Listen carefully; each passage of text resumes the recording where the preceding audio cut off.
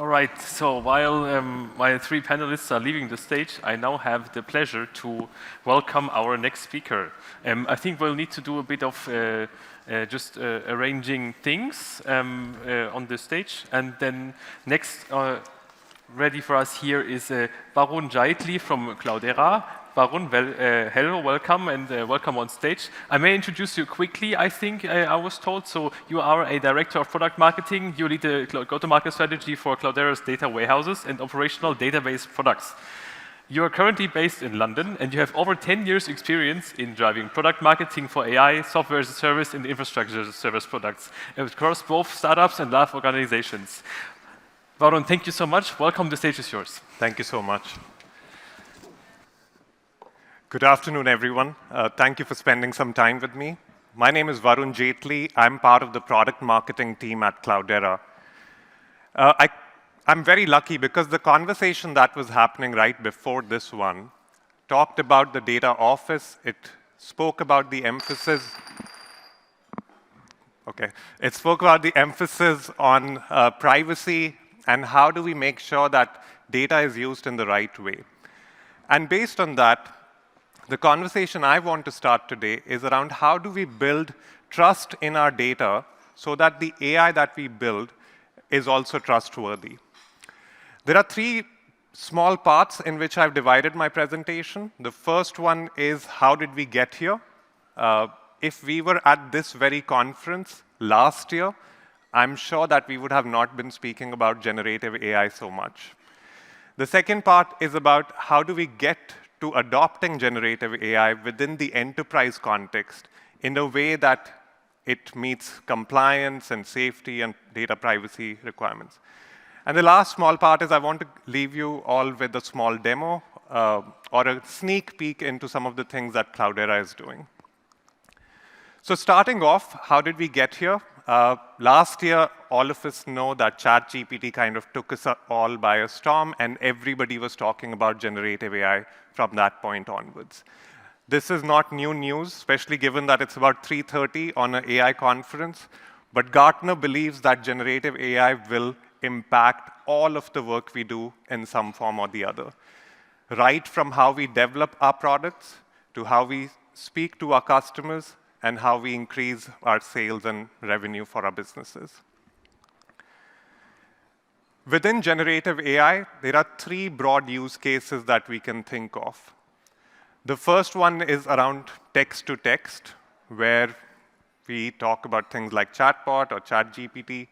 Then there's text-to-image, where text prompts are used to create new image assets. So this is where tools like DALL-E and Stable Diffusion come into picture.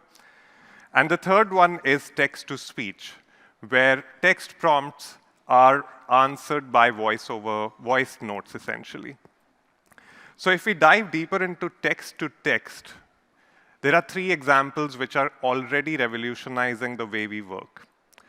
The first one is around developer productivity. And this is where these three examples are where exactly large language models come into picture.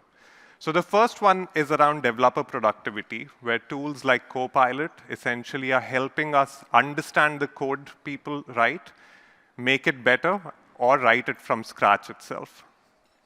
The second one is around call center performances. So we've all used chatbots in the past. For me, it has been one of the most frustrating points in my life when I'm asking something and the reply is completely unrelated. But if you add LLMs and combine it with chatbots, it can become a very powerful tool. And that's what we are seeing in a lot of industries happen now. And the third one is specific to industries where there's a lot of documentation. So I'm going to take the example of legal services or management consulting, where there's a huge requirement to convert these documents into information. So there's transcription and transcribing required as well. So that's LLMs at like 100,000 feet. There's so much on it. But there's a fair bit of change that has happened when it comes to LLMs if we compare it to how we used to work with data in the past. When we talk about data at scale or big data, essentially we started with tools like Spark and MapReduce. These were tools where we needed a very talented software developer who could write complex code to make sense of that data. There were some limitations in this first approach because limitations in terms of technical or processing limits that were put in place. The second stage of big data was around SQL or Hive SQL, where the key persona shifted from software developers to business analysts or data analysts. So data became more accessible to more people within the organization, but there was still a requirement, a technical skill set required in terms of SQL, and there were limits in terms of how much data could be used. Because it focused on structured data, that means a majority of the data that the organization had could still not be used. But LLMs have changed that quite drastically.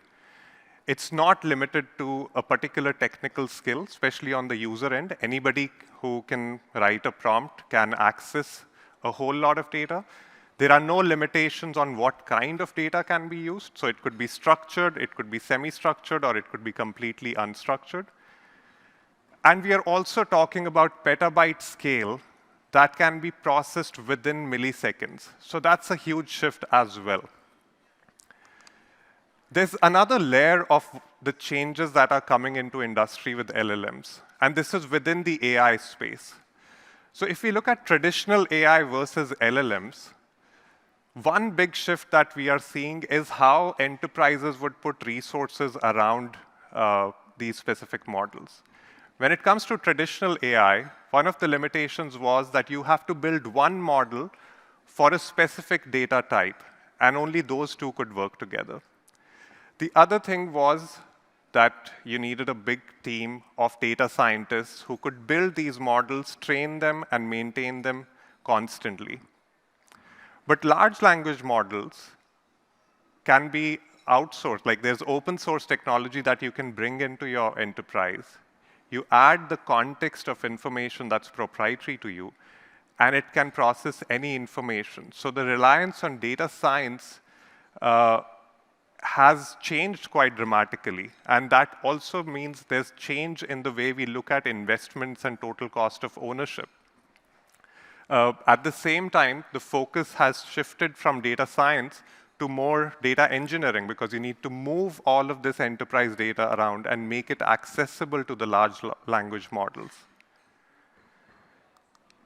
So with all of that around LLMs, there are 4 key challenges that mostly hinder organizations, or organizations need to keep in mind to be successful in this space.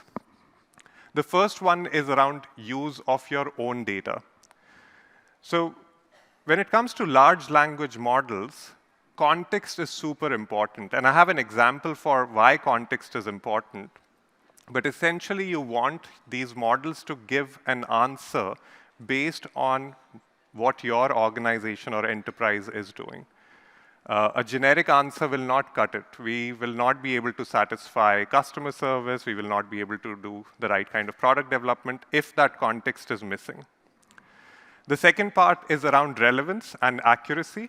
We've all kind of seen these horror examples of AI models hallucinating and answers not being accurate. Trust and safety goes without saying. We will be dealing with a lot of proprietary data, sensitive data, so it needs to be in a way that it's safe and transparent to analyze. And the last bit might be around compliance. So nothing changes there. If anything, compliance and the pressure from it increases even further. So how do we get there? And in order for us to understand how we get there, we probably have to look at how data is stored and used within the organization right now. If we look at a typical medium to large scale enterprise, they would have their existing data across different form factors. For most of Cloudera customers, if they deal with sensitive data or there is highly regulated data, that might be stored on premises. They might be required to store it on premises. They might be using AWS for workloads that need to be highly scalable. There is extreme flexibility that can be provided. Let's assume that a lot of the marketing data or customer data is on Google Cloud, and they love Azure for some of the data science tools that are available. So data science is being run on Microsoft Azure. So data is kind of spread across these different form factors. It's on premises, it's on any large cloud provider, and so on. This is where Cloudera plays one role, where we bring the architecture of a data fabric with something called as a shared data experience, which for organizations provides a consistent experience and consistent set of functionalities across what tools they might be using or across the infrastructure that they might have employed. If we take that data fabric further, then we have the architecture of an open data lakehouse, where this consistent experience is also combined with best-in-class tooling that is used for data analytics. So when I say tooling, this would be streaming your data onto the platform, data engineering, warehouses, databases, and machine learning itself. But lakehouse is also a fairly common word right now. So in terms of architecture, what's the differentiator that we have, or what's the differentiator where organizations can get a huge benefit as compared to a typical lakehouse? So if we look at the old way, it was essentially one analytics tool. So it might be a Hive, which was essentially locked into one table format, might be HDFS. And it was fairly limited in terms of what can be done. And a specific set of skill set was required. That's why organizations would often be locked into one format for a long time. The new way is with new formats. So you might have already heard that Apache Iceberg is the open source table format, which is completely engine agnostic. So you could use Spark, you could use Hive, you could use Presto, any of the analytics tool that is popular within your organization, but for the same table format. So there's no lock-in, so to speak, and provides extreme flexibility. So there are three kind of big things to keep in mind when we look at data fabrics. The first one is around making sure that there's high availability of trustworthy data across the different form factors. So these are the different clouds or the on-premises part. The second part is around access again. So it could be on public or private. One thing to look at would be that it should be able to serve the entire data life cycle of the organization. So the way this complex diagram is that we start at the data source at the bottom, where you can bring the data into the platform. Then you have different storage formats, and then specific tooling built in to manage the quality of it. And this is essentially, this slide is slightly repetitive, but it shows that all of this different tooling can be made available across the form factors, so it's available for processing anywhere. So essentially what we try to help customers achieve is we are trying to make sure that their data is fair. And by fair, we mean that there's a data catalog in place which helps customers make sure that data is findable. Most of us have been in a place where we know that there's a lot of data that's being collected, but it's always difficult to actually find the right data based on the right cataloging available in the organization. The second is controlling access. So all of this data, but you need to put some access controls in place about who plays what role, what kind of team, which teams will have access to what data, and so on. The third part is around interoperability. So Apache Iceberg, regardless of which engine you use, if it's open source or proprietary, your data remains usable regardless of that. And the last but not the least is the reusability part, where you have this data deployed across the board. Okay, so I said that the third part of the presentation is going to be a sneak peek into how some of this can be used. I also mentioned that context is extremely important when it comes to LLMs and generative AI. So here's an example of why context is important. This is a UI where we can have a text-based prompt, and we ask the UI without context, what's iceberg? So we're at Cloudera. We obviously care about iceberg as in Apache Iceberg. That's the context for us. But when we ask the tool without any context, what's iceberg tables, essentially it started explaining a certain kind of furniture that's used in a certain weather, and it's great. It's made of metal and wood and so on, completely irrelevant to what the question was. But the moment we add that enterprise context, we actually fed all of our internal information to it and asked the same question again. It was able to give a very crisp, straight-to-the-point answer describing what the Apache Iceberg standard is and what we meant essentially by iceberg tables.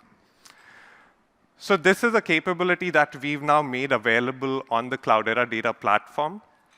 On the platform, we have this marketplace of sorts called AMPs, which are applied machine learning prototypes. And the LLM chatbot is the latest prototype that's available for use. So the AMP is based on an open source LLM. Like anything at Cloudera, all of our core technology makes use of open source, so customers are not locked in. Provides a conversational UI, nothing new there. All of us have used some conversational AI at some point, so it's very similar to that.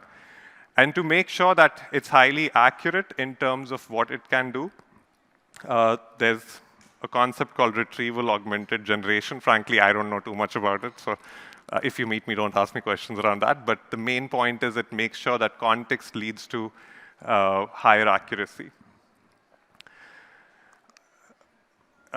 Before I leave, one or two things that I want to touch upon is how exactly is all of this technology and the technology that Cloudera is building being used or being applied in the real world. So I have a case study of OCBC Bank, which is one of the leading banks in Singapore, and they are able to essentially transform a lot of their use cases by making use of generative AI. So there are three components that they've actually shared, but I think they have hundreds of use cases where AI is being used internally. So the first one is around developer productivity. So they have their own co-pilot, again, to make sure that there's context and to make sure that any of their proprietary information doesn't leak. They built their own co-pilot service, which was able to improve developer productivity by 20%. One of the problems for any big bank is making sure that customer experience can be the best possible, especially at the call center end of things. So by making their chatbot more efficient, they were able to reduce the workload on the actual call center quite drastically. One of the things that they mentioned was there are about 7 or 8 key things that most bank customers call the bank for. So if you can automate that, there's a huge amount of requests that can be taken off the board. The other thing was around document AI. So as a bank which is highly regulated, they had a lot of workloads around making sure that data in terms of documents is transcribed in an efficient way, and there was more than 90% efficiency that they were able to achieve in that context.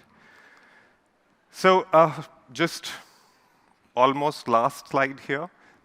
If you remember anything from this presentation, there are about 3 things that I would want to leave you with. The first one is making sure that when you're on the way to building new AI tools for your organization, you can make sure that the data it's using is trustworthy. The second point is around hybrid. One of the things that was mentioned even in the previous panel was how data is used in different form, or has to be stored in different form factors. So what we build should be prepared to make use of either public cloud infrastructure or private cloud infrastructure or on-premises. And last but not the least, with machine learning and AI, there are new challenges around scale and cost. So those need to be kept in mind as well. We've been working on this area for quite some time. If you would like to, there are a couple of starting points. You can click a picture of any of these. and its documentation, reference code, and so on that's available at Cloudera.com. That's it from my side. Thank you so much. If there are any questions, I'll be at the booth outside. Please feel free to reach out to me. Yeah.